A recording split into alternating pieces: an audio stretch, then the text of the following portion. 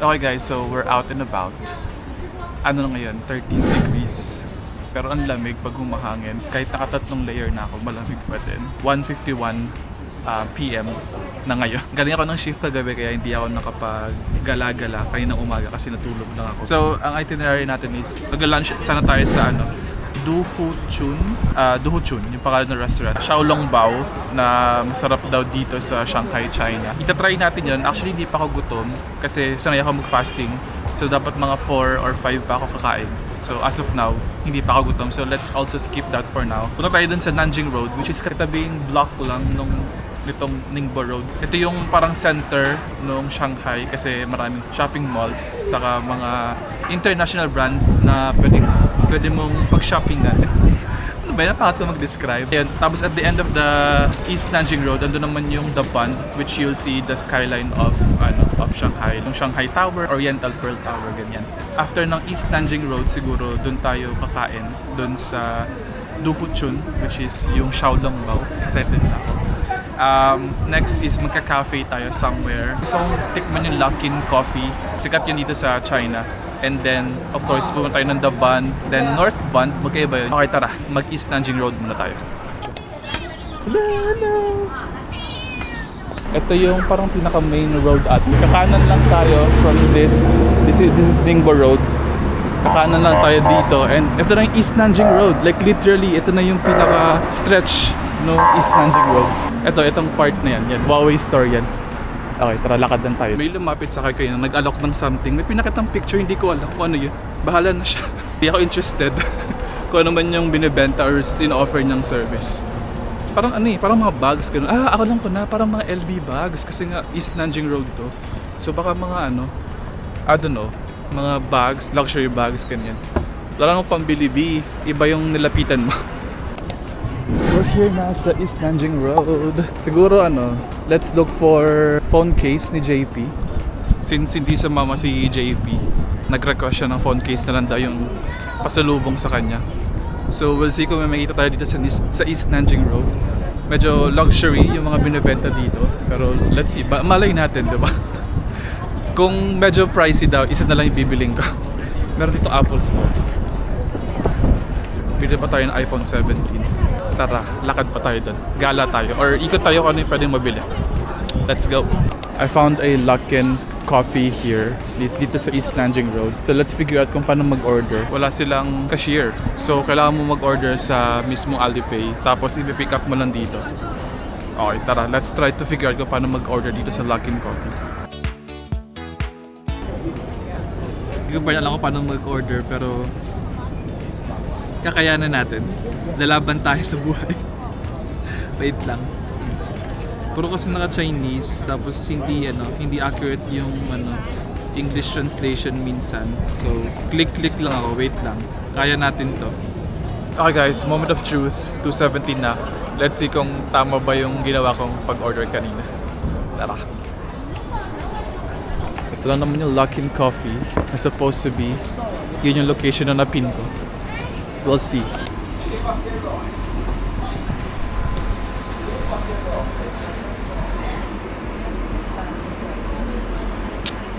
Success yung pag-order ko ng coffee sa Luckin. Tama naman yung address na napin ko. So, yan. Click lang. Tapos, kung ano yung sa tingin kong tamang i-click. All goods. Ang sarap. Coconut latte, $9 or 9 yuan. Nasa less than 100 pesos. Tapos, nag-take out pa ako ng isa. Para mamaya. I'm actually just walking aimlessly. Yung lamig, kaya naman. Kasi pag humahangin tulad yan, sobrang lamig. Like, yung mga exposed parts mo, like itong mukha sa itong kamay, talagang manginginig sa lamig. Pero kung hindi naman humahangin, carry lang eh. Huwag lang humangin. I'm here guys sa Miniso. And alam nyo kung nasan ako. Heater yan. Dito muna ako tatambay sa heater. Sobrang lamig sa labas. We'll see kung may makita tayong pwedeng bilhin. Like yung case ni JP. Tara, tingnan natin. Ang cute ni Woody. Toy Story. Ito surprise box eh. Ayan eh. Gusto ko si Woody yung makuha ko. May third floor pa pala to. Explore natin hanggang third floor or fourth floor. Hindi naman tayo nagmamadali for today's video, kaya we have a lot of time to explore. Window shopping lang. Kung may mabili, di go. Wala naman ako nabili sa Miniso, pero may mga nakita ko na pwede kong ipasalubong sa mama ni JP na mahilig sa Hello Kitty. Wait lang, pangatong ko. Ang next stop natin is dito sa White Rabbit store. Nagulat ako kasi may ice cream dito guys ng White Rabbit. Here. Hala. Kasi sobrang lamig eh. Magkano na siya? 8 RM lang. RMB, hindi RM. 8 RMB or 8 yuan. Parehas lang naman. Tapos you can purchase din itong different flavors ng White Rabbit. Magkano? 5.9 RM for 50 grams. Pwede na siyang assorted. Siguro sa mga susunod na araw na ako bibili. Ang cute! Look, ang cute! May magnet! 9 RM lang.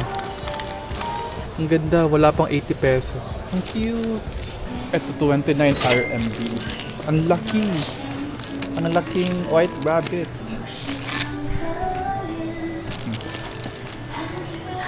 Ang laki niya. Pwede ito pang pasalubong, no? 12 RM lang. Madami na. Ano kaya siya?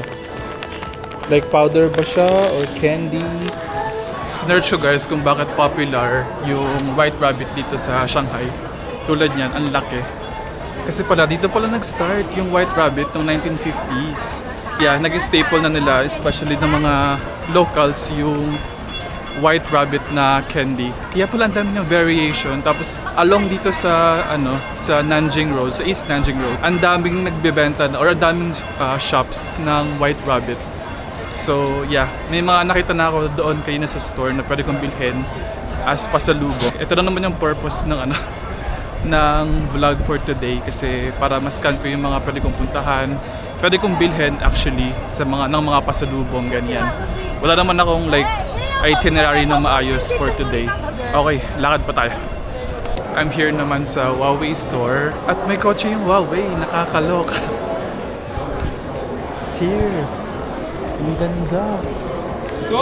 I think this is an electric car, no? Grabe, ang ganda. Mukha ba siyang BYD?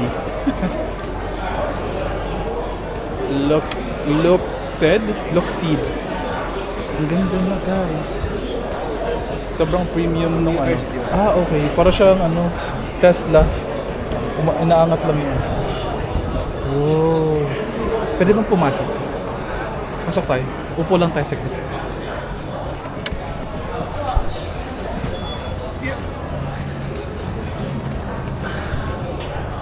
galing. Yung Huawei hindi na lang phone, meron na silang kotse. Amazing! Ang ganda. Ang luwag. Ang spacious. Okay, kung bibili kayo ng Huawei na kotse, ito na yan. Ang ganda. Hindi ko sure electric car. Electric car ba to? Parang no? Ang ganda niya. Okay, labas na tayo. Makapagbayarin na ako dito. Tsala. Actually, dual purpose yung pagpasok ko sa mga store na ganito. Kasi mainit, hindi mainit, warm. Kasi malamig sa labas. And at the same time, nakikita ko rin yung mga may binibenta nila, no? Mga products nila. Magkano kaya siya, no? Hindi kasi visible yung price. 80 Pro, 80 Pro Max. Chill muna ako rito sa bench. Ayan. Ito yung mga tropa ko. Charis lang. Ang ganda ng ano, no? Ang ganda ng mga puno. Kasi autumn na. May picture akong kinuha kanina. Wait lang, pakita ko sa inyo.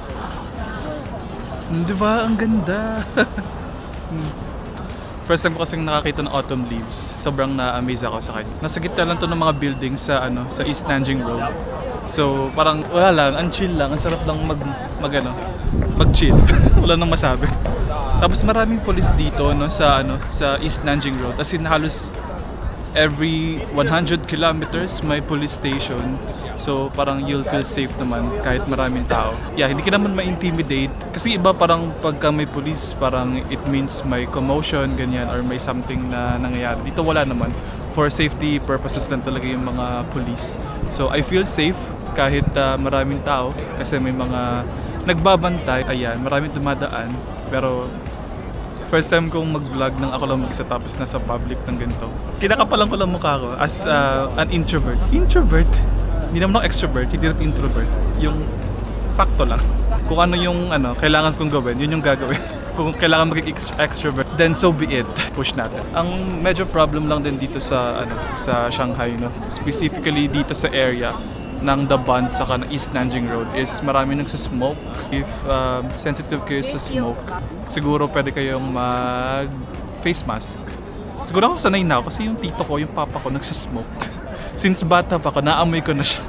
Though hindi siya healthy, no? Yeah, it is what it is. Kahit naglalakad ka lang dito sa area na yan. Ayan, sa area na yan, sobrang amoy mo yung smoke. Kasi kahit makakasalubong mo, ganyan, minsan nasa likod ka nila. So, amoy mo talaga yung smoke ng sigarilyo. Magbawa na lang siguro ng face mask or lumayo sa mga nagsismoke. As a solo traveler for today's video, nadala kong monopod. Tripod. Ayan, nag-picture tayo dito sa autumn trees. Let's go!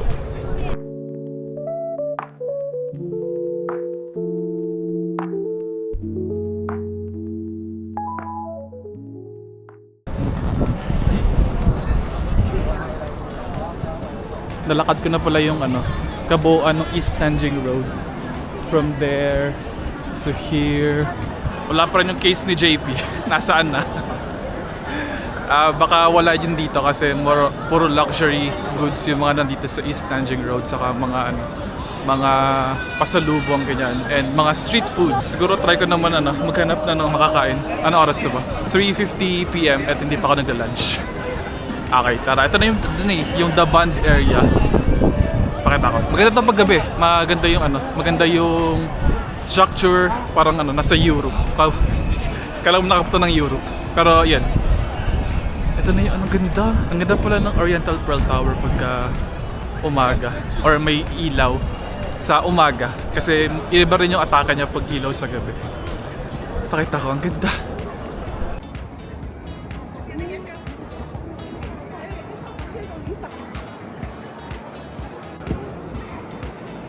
Sa ngayon, konti pa lang yung tao. Like, may space pa. Pero pag gabi, as in, sobrang daming tao dito. Like, hindi mahulugang karayom. Sobrang dami talaga. Lalo mga siguro dahil pagka weekday, sobrang daming tao. Pero so far, ayan, marami pa kayo nakikitang space. Pero mamayang gabi, mag-transform yan into a massive crowd. Ito na guys, yung The Bund area. Ang ganda. We have here the Oriental Pearl Tower, Shanghai Tower ata tong isa. the third highest building in the world. Tapos itong structure na isa, yung parang can opener, yung design ng building. Wow. Galing na ako dyan kagabi, so mamaya na lang ulit. Dito marami nagbebenta ng mga souvenir, rough magnet, saka nag-aalok ng picture dun sa Daban. Dito tayo sa gilid, yung para European structure. Ang ganda, no? Kaya pala ganito yung buildings dito sa bandang area ng Shanghai kasi some neighborhoods dito sa Shanghai is part of the European concession. Tumatawid ako. So yun, back in the day, some foreigners lived here and they built this European style neighborhood. So ayan, kaya siya mukhang European style building dito sa Shanghai, China. I'm here na sa Duhochon. Ito yung famous na Xiaolongbao. We'll see kung masarap. At marami siyang Michelin guide na na award dito sa gilid. Tara, try natin kumain dito. Ito siya.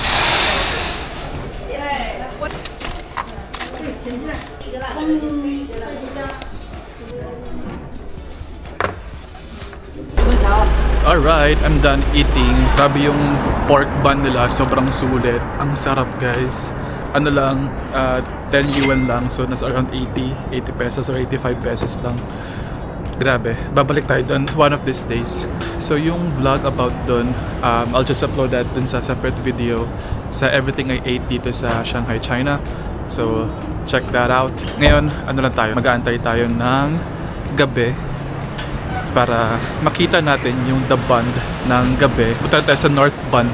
Maganda rin daw yung view doon pero mas less crowded.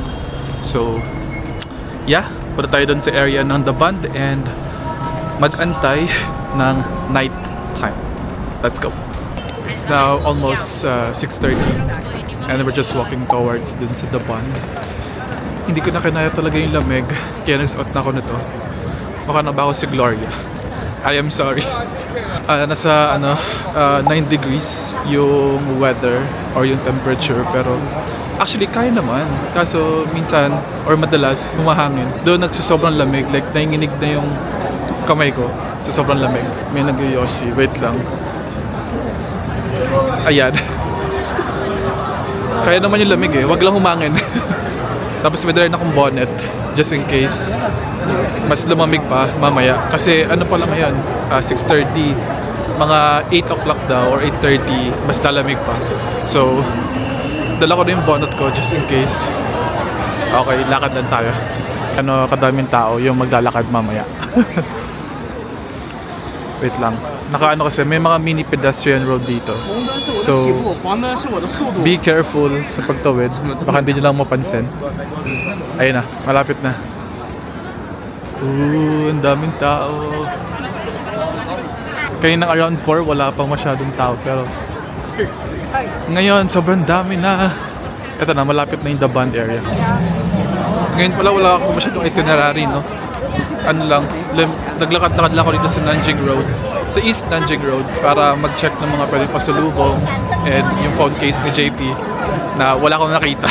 And yun, kumain tayo dun sa Michelin restaurant and nagkape dun sa Luckin Coffee. Other than that, wala masyadong itinerary for today pero bukas, for sure bukas, meron. Kasi ang alam ko, pupunta tayo ng Zhujiajiao. Parang water town dito sa Shanghai. Venice of Shanghai yung tawag sa kanya. Kasi, yeah, it's a water town. Bukas yun yung itinerary natin. Pero for now, chill muna tayo around our neighborhood dito sa East Nanjing Road. Sobrang lapit lang niya. Like, wala pang 5 minutes walk from our hotel. Okay, malapit na tayo sa The Bund area. Ito na guys yung mga European building kanina na wala pang ilaw. Pero yan, ito na siya nung may ilaw na. Diba mas maganda siya, no? Mas iba yung dating niya pagkagabi compare pagka-umaga. Again, I've been here yesterday, kagabi. Naglakad-lakad ako, hindi ko na video. Pero that's the Oriental Pearl Tower if nakikita nyo. Medyo maliit siya pag siguro sa camera pero sa personal, maganda siya, malaki. Crossing, papunta or patabi dun sa The Bund area. Let's go! Pagka punta nyo dito sa may platform, may mga mag-alok kasi magpa-picture ganyan or photography. Hindi ko alam kung magkano, parang narinig ko or nabasa ko somewhere. Nasa around 100 yuan, parang for 4 picture na siya. We'll see kung mabubudol tayo. Nasa around 800 pesos lang yung 100 yuan. We'll see. Ito na guys yung yung European building feels. Ang ganda. Oh, ang ganda. Kanina diba maaga pa, wala pang ilaw. Pero ngayon may ilaw na siya, ang ganda niya. Manifesting, makakapunta rin tayo sa Europe soon. Yan. For now, ito muna yung afford nating Europe feels. Tapos malamig. Okay, tara, lakad tayo dun sa platform. Yeah, itong area na to is exit. So dun tayo sa entrance pumunta. Maraming security. Kaya mag-behave. Maraming camera, CCTV. Sobrang dami talaga. Halos every poste may CCTV. Pero ayan, kaya siguro super safe naman para lang makita din if ever may crime na na-commit, ganyan, mas madaling makita kung sino yung gumawa ng crime. Kaya maraming CCTV. So yeah, akit lang tayo dun sa sa platform.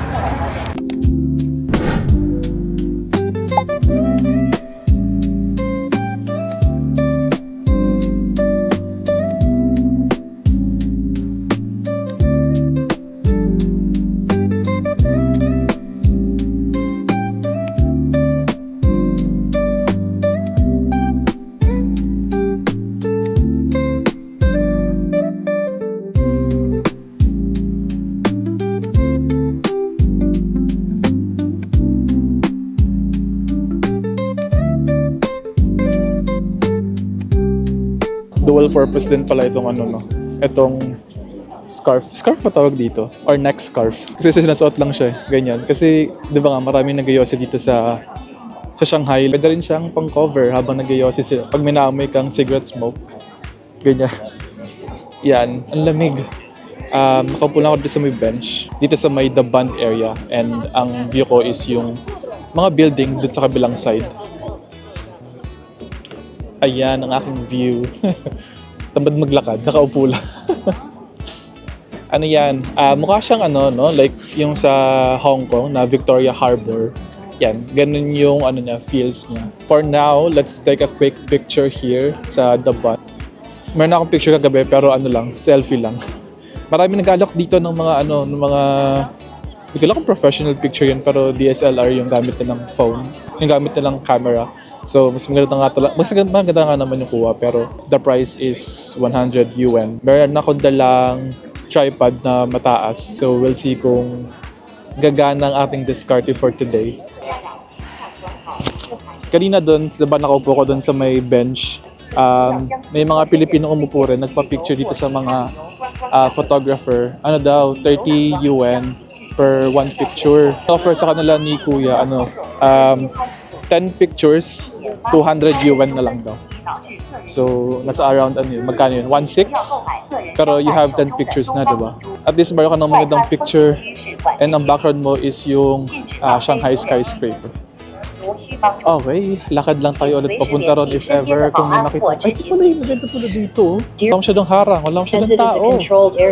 Diba? Oh. Kung meron ka lang kaibigan or kasama na magpipicture sa'yo, pwede ka lang. Di mo na kailangan magbayad ng 100 yuan or 200 yuan para magpapicture. Try ko i-set up yung tripod kung dala ko, makapagpapicture ako ng maayos. Tumatayo siya. Ayan, okay na yan. Okay, I think we're done here sa The Bund area. Okay naman yung mga pictures ko. Ayan, sariling sikap yung mga picture ko gamit yung tripod na dala ko. So, ayan, okay naman. Nakatipid tayo ng 100 yuan sa mga photographer dito sa The Bund. Okay, next stop, pupunta tayo ng The North Bund. Ang tawag doon is parang siyang park. Hindi siya parang park talaga siya. Inisip ko kung maglalakad ako or magsasakay ng tren. Kasi pag maglalakad, 38 minutes. Pero pag magte-train, parang 30 minutes tapos less na yung lakad. So try natin siguro yun na lang. Try ko mag-metro.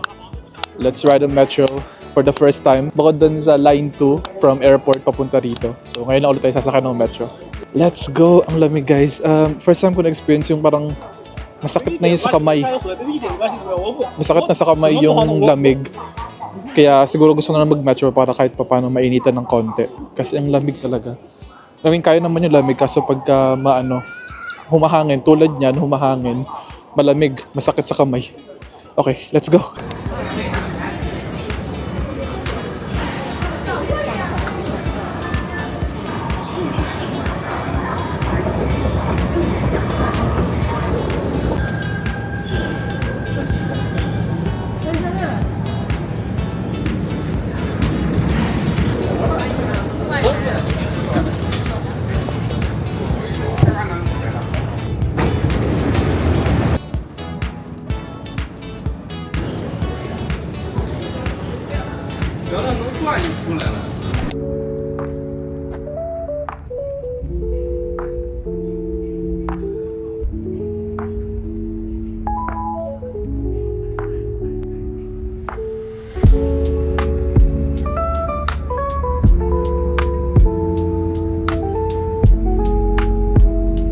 Finally, I'm here sa North Bund, North Bund, Greenland. I think it's a park and mas maganda yung view ng Oriental Pearl Tower from here. Ayun o, mas malapit siya. Ay, ang ganda ng China, guys. Ang ganda. Okay, try natin mag-picture dito sa The Bund. Kung uubra yung ating tripod. Kasi mas malapit dito yung yung Oriental Pearl Tower compared dun sa The Bund area. Kita dito yung The Bund area. Nakikita mo kasi ang daming ilaw Maraming mga buildings kanya na parang European. So kitang-kita dito yung The Bund area. Umabot din ng mga 20 minutes siguro yung biniyahe ko. Ito, nakadalawang transfer ako ng train. Line 10 and line 12. Pero I'm here. Madali lang. Gamit mo lang A-map. Ando naman lahat ng mga instruction kung ano yung sasakyan mo, kung anong line ka sasakay, and anong station ka bababa. Ando naman, para siyang Google Map. And again, yung pangbayad ko is ginamit ko lang yung Alipay. Pagka-open mo ng Alipay, andun yung transport na sa gitna. I-click mo lang yung metro, and then pagka-click mo ng metro, lalabas yung QR code. Yun yung itatap mo dun pagpasok and yun din yung itatap mo paglabas. Okay, let's take a quick picture here and uwi na tayo. Ano oras na? 8:24. Let's go!